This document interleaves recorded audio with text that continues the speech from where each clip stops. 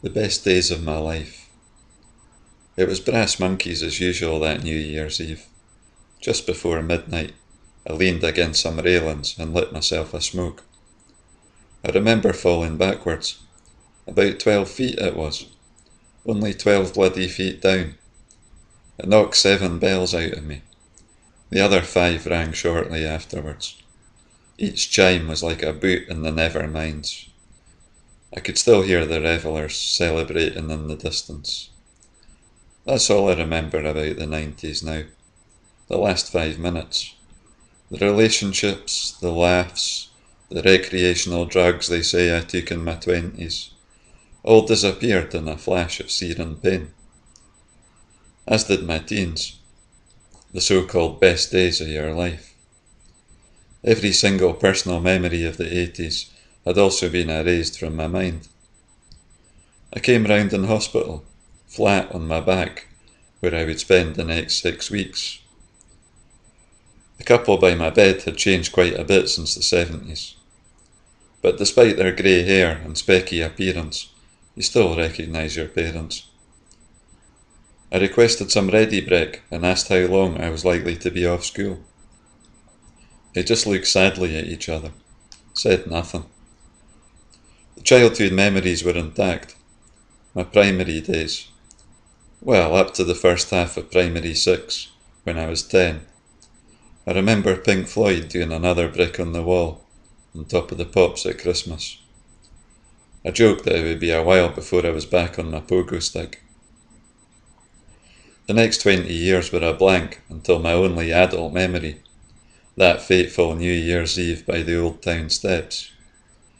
But I get to fill in the gaps from time to time. This is the weird thing about my condition that left the doctors baffled. Whenever I hear a song from the 80s or 90s, I drift back and relive some of the experiences that appeared gone for good. I suspect those were the best days of my life. But I have to put the pieces of the jigsaw back together with music. Everything feels real, as if I'm living it for the first time. It's not like a dream or a distant memory, both of which feel much the same when they've gone. It can be fun if I'm in the mood for it, especially now I'm single again. There I was, flat on my back, legs in the air, Elaine not knowing where to look. It was like a role reversal of my honeymoon, except for the bandages. But I couldn't remember my wife at all. Didn't know her from Adam. We no longer had any shared memories. Elaine wasn't even born until 1978. Once out of hospital, I lay on the sofa eating 4 packs of wagon wheels and watched Time Bandits over and over. Meanwhile, Elaine had to go out to work and support both of us. It wasn't long before she left me. But I think other people get quite jealous of my condition. Those days are gone for them. Nothing but distant memories. I'm different. I can sit down and stick on any song from those decades and see what happens. I'm a time traveller. You might have an inkling of what I mean, because music takes us all back. Sometimes, though, it can be a right nuisance.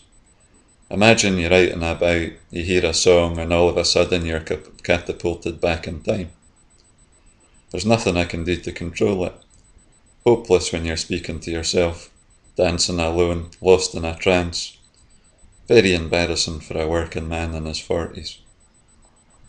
I've been banned from a few high street shops, Curry's, Top Man, and McDonald's, to name but 3.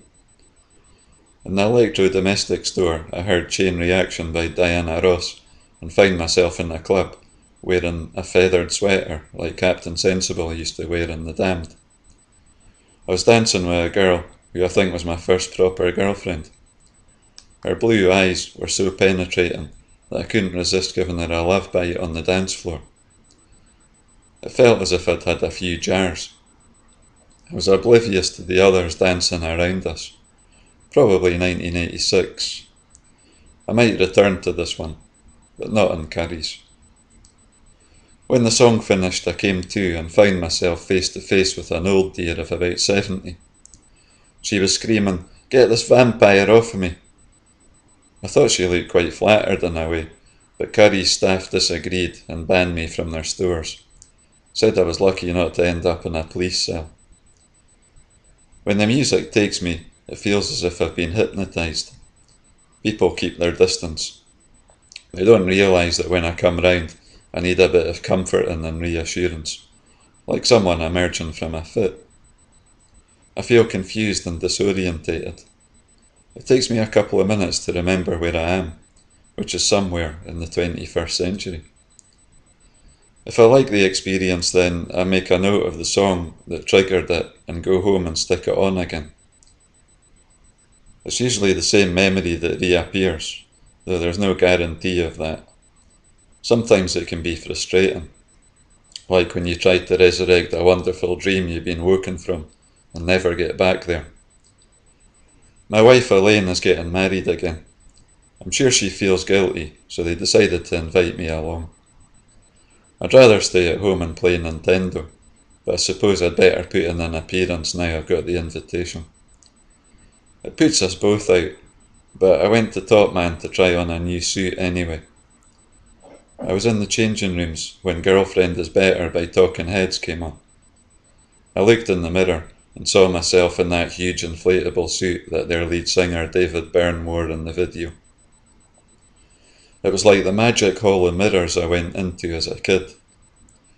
But I started to panic because I returned to that wedding bash in 1984 where someone spiked my drink.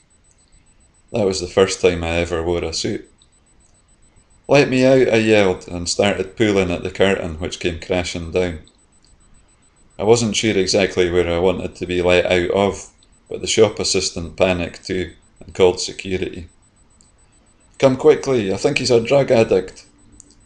By the time security had appeared, the song had finished, and I was feeling out of sorts. "I'm fine," I said. "Blame Talking Heads." That made them even more convinced that I was on something. "Well, I don't think he's nicked anything," the security guard said. He escorted me to the front door and whispered a quiet word in my ear. "If I see you here again, I'll wrap your head round your twat." I used to go to McDonald's with the folk from work at lunchtime on a Friday. I skipped the after-work sesh because the booze doesn't agree with me now. I've got enough problems, but I can't complain about escape valves. There's no lack of opportunities to let off steam. The grab's alright in McD's. To be honest, it's the free gifts I really look forward to. Last time I got a Papa Smurf. Step On by Happy Mondays was playing in the background, and I was up going mental like it was 1990 again. I was doing that mong out dance the Mondays used to do. But a disabled kid in a wheelchair was halfway through a Happy Meal in there, and everybody thought I was making fun of him. I was out of it, with my tongue between my bottom teeth and lower lip. I punched thin air. "Call the cops," cried Sean Ryder, the band singer. "No worries, Sean." The assistant manager had already done so. The tune faded away, and my workmates bailed me and Papa Smurf out of there before the kid's dad could get to me. I'll have to sneak into a different branch to complete the collection. It's Elaine's wedding next weekend. I wonder what kind of music we'll be playing.